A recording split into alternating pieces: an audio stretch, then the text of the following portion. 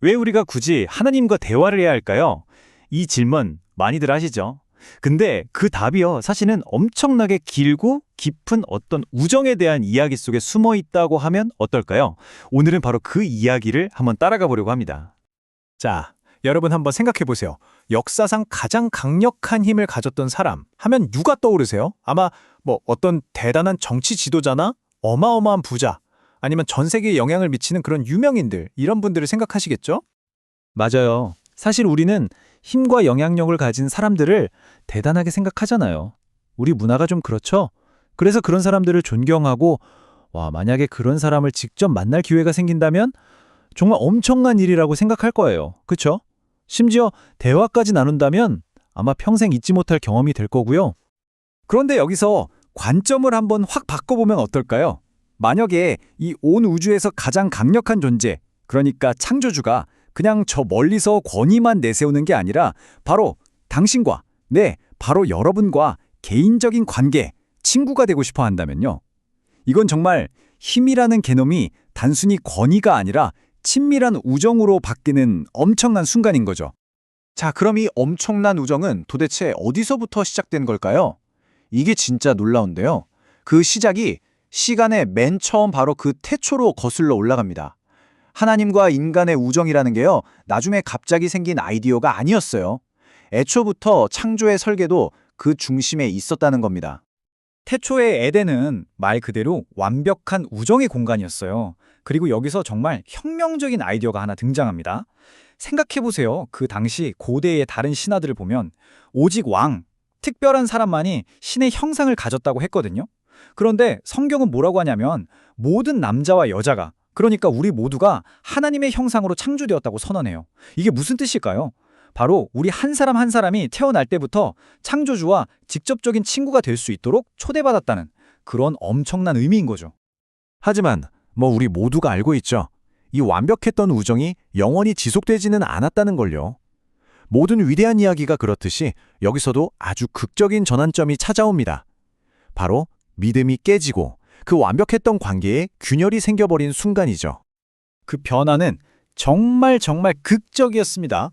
바로 전까지 하나님의 존재 안에서 그렇게 자유롭고 부끄러움 하나 없던 관계였는데 순식간에 두려움에 떨면서 숨어버리는 관계로 완전히 바뀌어버린 거예요.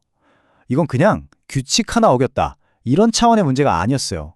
가장 깊은 신뢰가 깨지면서 일어난 정말 가슴 아픈 관계의 단절이었던 거죠. 그러니까 핵심은 바로 이거예요.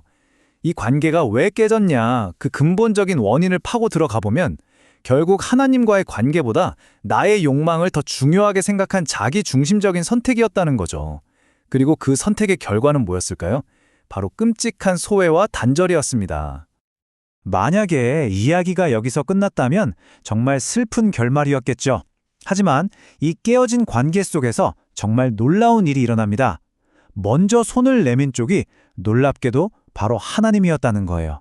하나님께서 먼저 친구를 되찾기 위한 약속을 시작하십니다. 아브라함의 이야기를 보면 이 깨어진 우정을 회복하는 게 그냥 한 번에 짠 하고 되는 게 아니었다는 걸 알 수 있어요.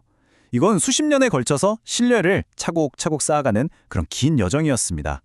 하나님은 그의 인생 내내 계속해서 말씀하시고 또 그의 삶에 들어오시면서 그를 진짜 믿음의 친구로 만들어 가셨던 거죠. 그리고 바로 이 구절이 아브라함의 그 긴 여정이 결국 어디에 도착했는지를 딱 보여줍니다. 그는 하나님의 친구라고 불렸습니다.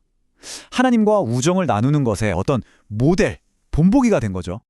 자, 이제 이야기는 아브라함이라는 한 사람을 넘어서 하나의 민족 전체로 커집니다. 바로 모세와 이스라엘의 이야기로 넘어가는데요.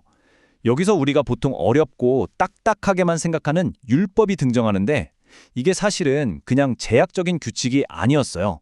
어마어마하게 큰 규모의 우정을 건강하게 지키기 위한 일종의 기본 원칙으로 주어졌다는 겁니다.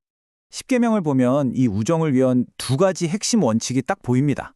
첫 번째는 하나님과의 관계를 존중하는 것, 그리고 두 번째는 우리 사람들끼리의 관계를 존중하는 거죠. 결국 이 모든 건 하나님께서 이게 바로 나와 건강한 우정을 지키는 방법이고 또 너희들끼리도 잘 지내는 방법이야 하고 친절하게 알려주신 사랑의 가이드라인이었던 셈이죠.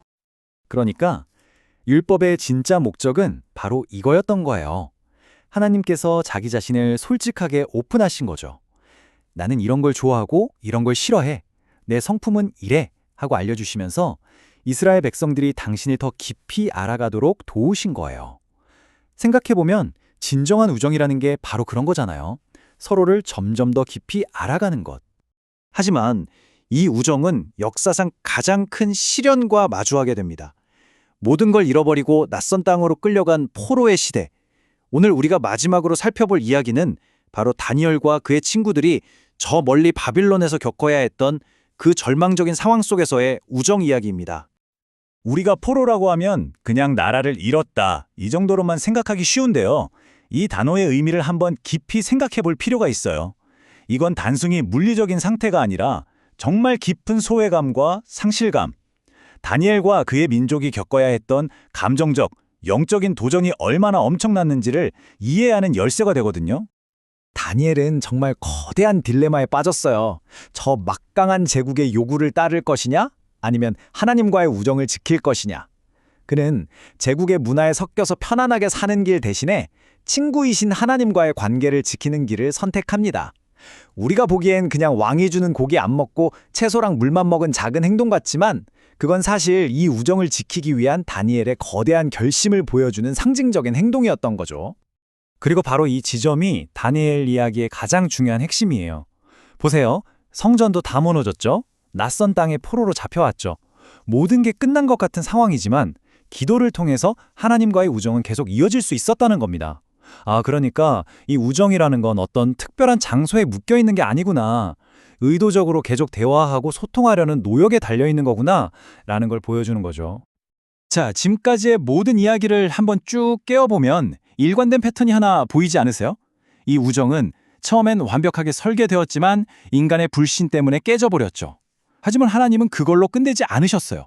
다시 회복시켜주겠다고 약속하셨고 그 관계를 잘 지킬 수 있는 가이드라인도 주셨고 심지어 가장 어둡고 힘든 순간에도 그 약속을 절대 놓지 않으셨다는 겁니다.